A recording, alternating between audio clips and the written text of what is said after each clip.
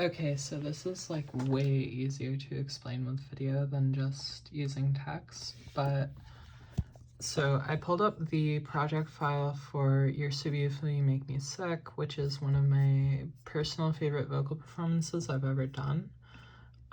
This is just like some of the vocals isolated. I see your name and my chest feels tight. I breathe your air and my head feels light.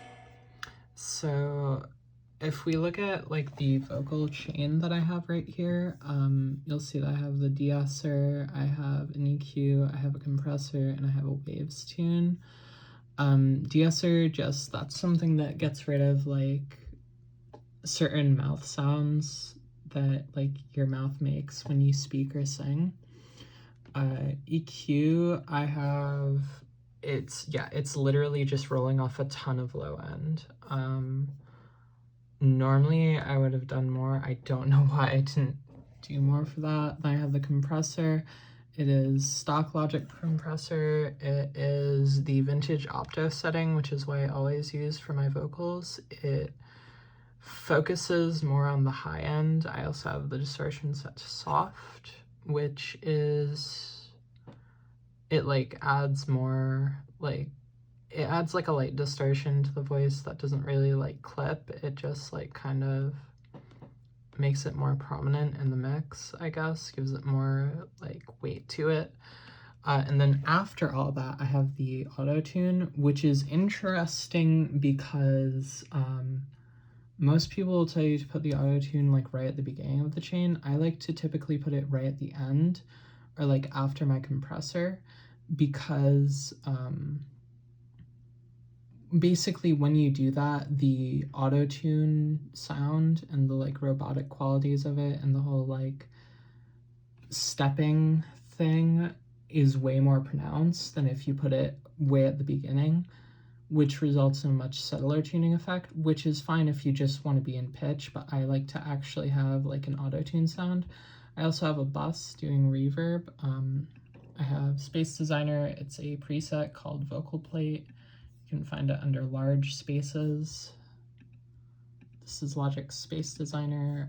Then I have Isotope Imager, which is a stereo expander plugin, which just means that, so all my vocals are recorded in mono, meaning that's completely centered in the stereo field, but then I have the reverb has like some stereo imaging to make the vocals sound wider, but they don't lose that sort of like mid stereo, like the mono presence that it has. Now, as far as my actual vocal performance goes, I use something called Verispeed, which is a feature of Logic that's based on a technique that was popular with reel-to-reel tape. It is how Alvin and the Chipmunks were made. It is also how Madlib made the Quasimodo albums. Basically, you set the Verispeed to Verispeed, speed, and pitch. And then I typically go minus 10%. So basically what that means, and I'm going to mute the vocals so you can just hear this. The entire song is 10% slower, meaning it's also 10% lower in pitch.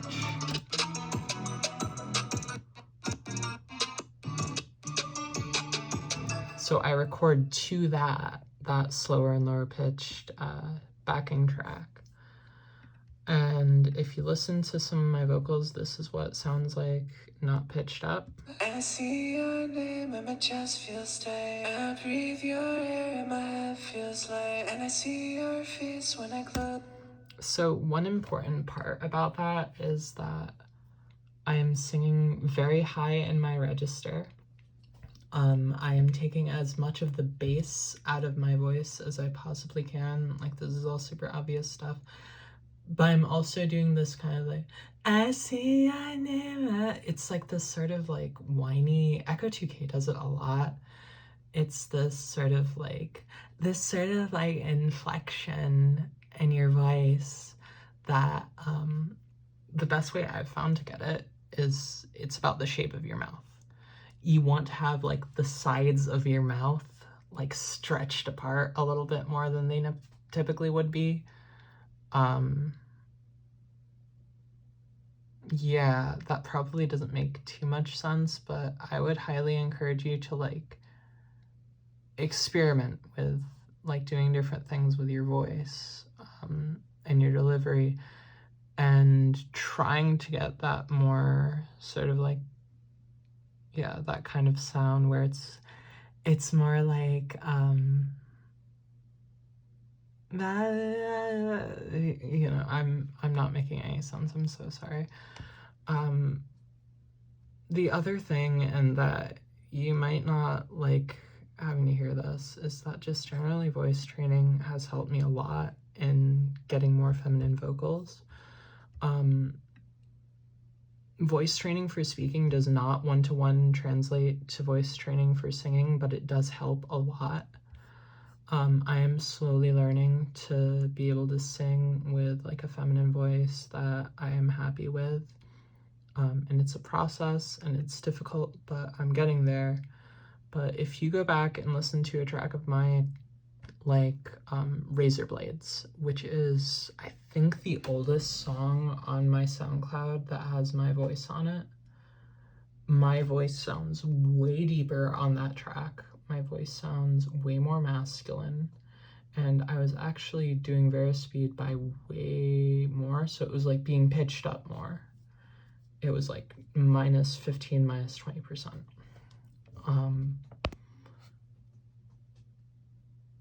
And the way that I've gotten it to the point where it is now is just by doing it a lot and practicing and recording a lot. And I will have some days where I can't record at all. I will have huge, like, minutes and minutes and songs worth of just like vocals that I recorded and I couldn't use because I wasn't happy with them.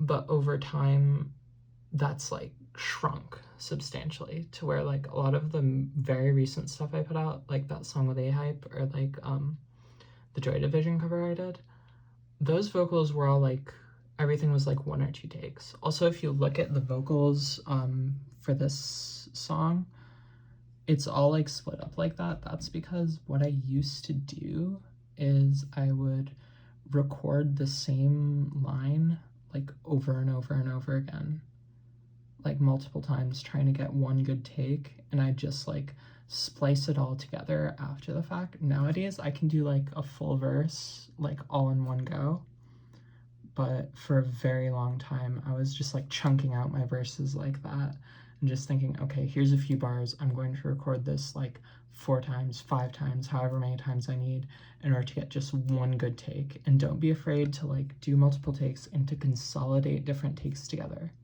to just like splice together different parts of different takes.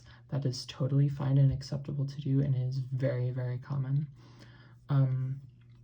This video is getting so fucking long, it's almost 10 minutes. I also do a lot of harmonies in my music. Lately I've been using this plugin called Manipulator, which lets me just create harmony using MIDI tracks basically. The scent of your perfume still lingers in my room. It weaves into the threads. It's filling up my head. Now, as far as like making harmonies goes, makes it so much fucking easier because I don't have to go back and record everything.